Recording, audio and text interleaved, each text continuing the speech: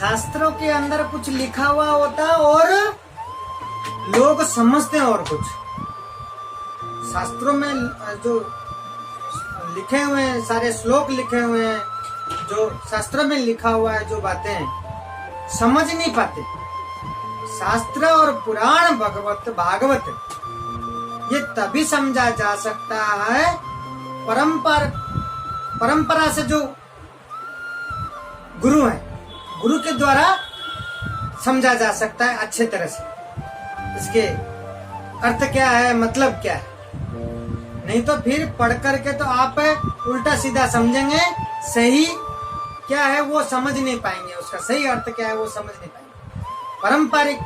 परंपरा तरीका से जो गुरु हैं उन्हीं से ही सही तरीका से समझ सकते हैं और सही उसका मतलब जान सकते हैं। जैसे एकलव्य कौन था? एकलव्य जो है वो जो शिष्य था वो किनके थे? गुरु द्रोणाचार्य के शिष्य थे एकलव्य। ऐसा शिष्य थे, ऐसा धनुर्धर, इतना शक्तिशाली हो गए थे, वो अर्जुन से भी ज्यादा शक्तिशाली हो गए थे अस्त्र शस्त्र और तीर कमान चलाने में।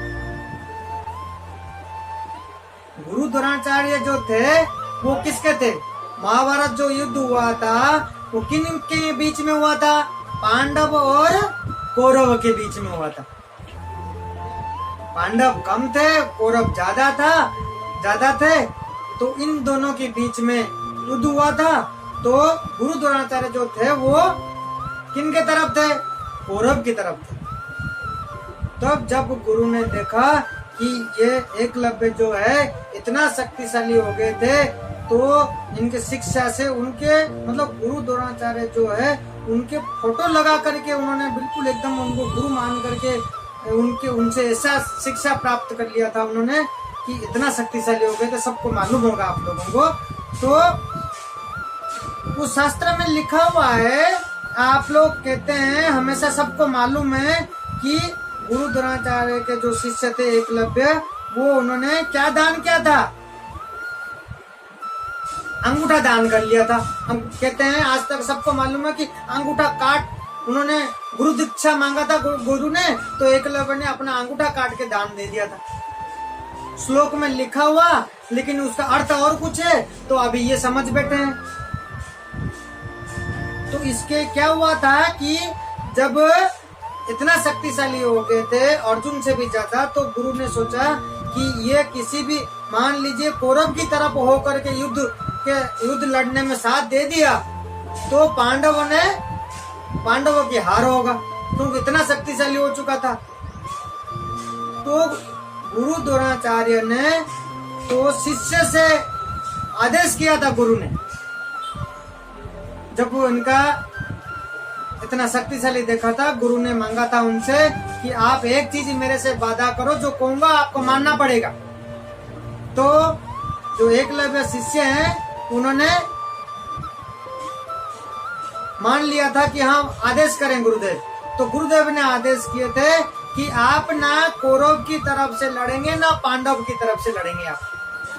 आप दोनों की तरफ से, किसी की तरफ से इस लड़ाई में शामिल नहीं होंगे, ना आप लड़ाई करेंगे।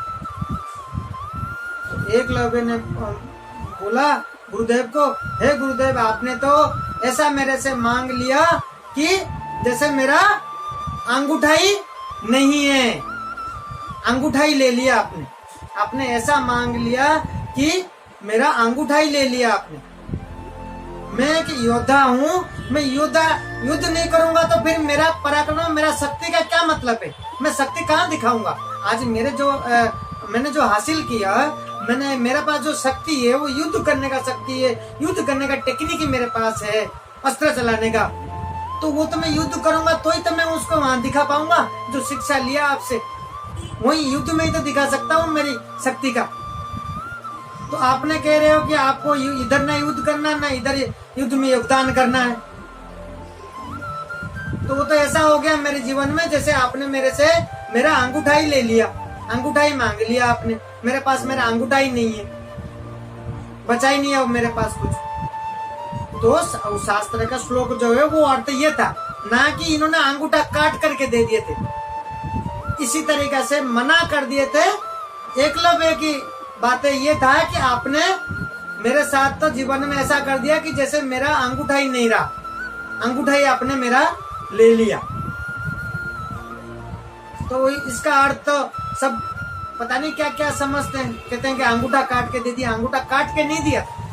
इसी तरीके से एकलव्य ने गुरुदेव को बोला था। तो अर्थ लोग बाग अलग समझते हैं। जैसे श्लोक, जैसे इंग्लिश में है सन, सन और सन, तो उसका उच्चारण शब्द एक जैसा ही है, तो उसका अर्थ अलग अलग है। दो, सन मतलब बेटा है और सन मतलब सूर्य, सूर्य है। तो सुनने में एक ही है, अर्थ दो है। उसी तरीके से शास्त्र का जो शब्द है तो उसका भी इस तरीके से होता है। तो ये शिष्य एकलव्य के कहानी है। तो उसी तरीके से शास्त्र को समझना है तो परंपरा में जो गुरु हैं उन्हीं के द्वारा ठीक से समझा जा सकता है ये सब चीजें। भागवत है, गीता है, जो शास्त्र हैं ये सब गुरु से ही अच्छे तरीके से समझा जा सकता है, ना कि अपन खुद ही पढ़ के कुछ भी समझ लेते हैं तो वो गलत है। जैसे एक बार की बात है, एक राज्य के राजा थे, वो मांड पिया करते थे। मांड क्या होता, जब हम चावल को उबालते हैं, अभी तो क्या है आजकल नई टेक्नोलॉजी आ चुका है, कुकर में बना लेते हैं। पहले क्या होता था, पहले जमाने में चावल को पतीला के भगोना के अंदर उबालते थे और उस उबला हुआ जो वो पानी होता था वो मांड होता था, उस पानी को हम निकाल लेते थे, चावल छान लेते थे। तो चावल अलग होता, मांड अलग होता है, उसको मांड बोलते हैं। तो वो जो मांड होता है वो चावल से निकलता है। तो वो एक राज्य के राजा थे, हमेशा उस मांड को नमक मिला करके पिया करते थे, बहुत ताकतवर होता वो। कुकर में जो चावल बनाते हैं उसको खाते हैं तो हमारी मोटापा बढ़ता है, और चावल के अंदर जो मांड है उसको अपन निकाल लेते हैं, तो वो निकाल कर छान लेते हैं, वो मोटापा नहीं होता है। तो पुराने जमाने में क्या करता था, एक राजा क्या करते थे कि वो जो मांड है तो वो उसको मांडू बोलते हैं, मांडू बोलते हैं उसको, में क्या है नमक डालकर उसको पिया करते थे। तो एक बार की बात है, वो राजा की सम्मेलन सभा में बैठे थे, तो मंत्री संतरी राजा महाराजा सब बैठे हुए थे। तो उस टाइम घर के अंदर मांड निकल चुका था, तो वो थोड़ा हल्का हल्का गरम में महाराज पीते हैं। तो उस टाइम महाराज जी के महारानी अपने बेटे को आदेश करते हैं कि महाराज जी को बोले आइए कि वो मांड निकल चुका है, उनको पीना है। वो बेटा जा करके देखता है कि महाराज सभा में बैठे हुए हैं और सबके सामने है, तो कैसे बोले ये बात।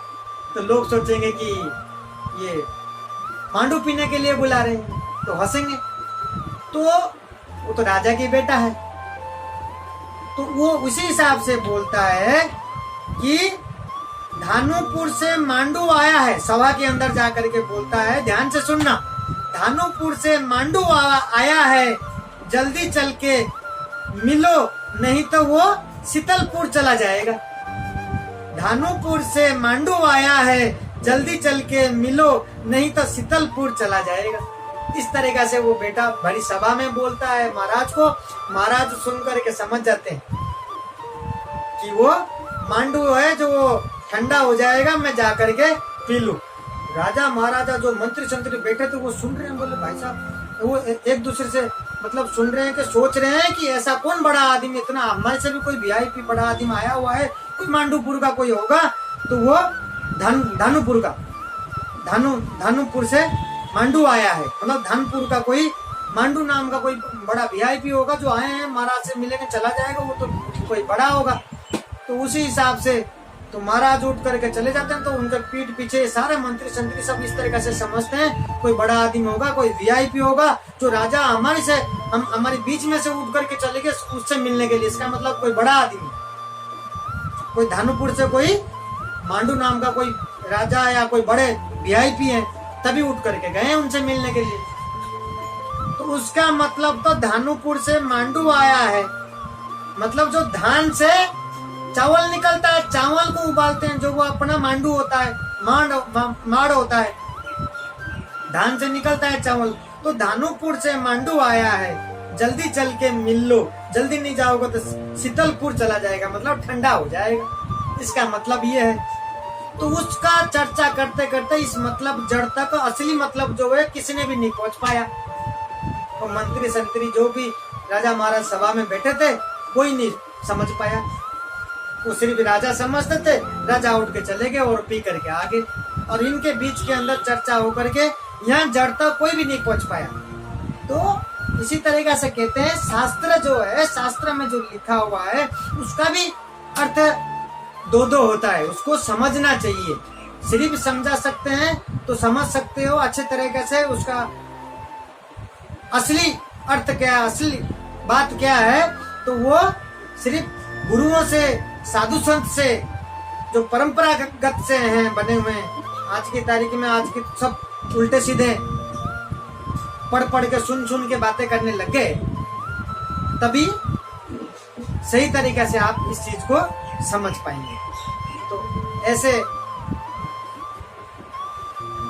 होती है सारे शास्त्रों के अंदर, उसका अनुवाद सही तरीके से समझना जीवन में बहुत जरूरी है, तभी आनंद मिलेगा। सही तरीके से शास्त्र, भगवत गीता, भागवत में आज क्यों इंटरेस्ट नहीं लेते लोग, क्यों उसको जीवन में नहीं उतारते? क्योंकि सबसे बड़ी बात समझ नहीं पाते।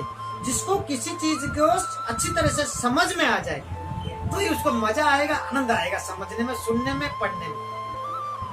अच्छी तरीके से उस चीजों को भगवान ने क्या कहा, श्लोक के अर्थ क्या है, उसका अनुवाद क्या है, अच्छी तरीके से जो गुरु और साधु संत अच्छी तरीके से वर्णन न करते तो सुनने में भी बड़ा आनंद आता है और बहुत अच्छा लगता है पढ़ने में और सुनने में, और उसको जीवन में भी काम में लेते हैं और उतारते भी है। तभी आनंद आएगा जब आप अच्छी तरह से समझ पाएंगे। तो इसी तरीके से ये गलत फहमियां होती है शास्त्रों के अंदर, जब समझ नहीं पाते फिर मन ही नहीं लगता। जब समझ पाएंगे तभी मन लगेगा, और मन कब लगेगा?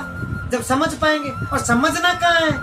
तो वो परंपरागत से जो गुरु बताते हैं, सिखाते हैं, तो उनके चरणों में जाना पड़ेगा। जब भी जिंदगी में समय मिलता है ये करें, तभी जिंदगी में आपको सफल और आनंद मिलेगा। इसी लाइन में जो आनंद खुशी और कहीं नहीं है, कुछ भी कर लो आप जीवन में, आनंद खुशी प्राप्त है, सिर्फ भक्ति नहीं है। सबसे पहले वीडियो पाने के लिए दास संतोष प्रभु चैनल को सब्सक्राइब करें और बेल आइकन को दबाना ना भूलें।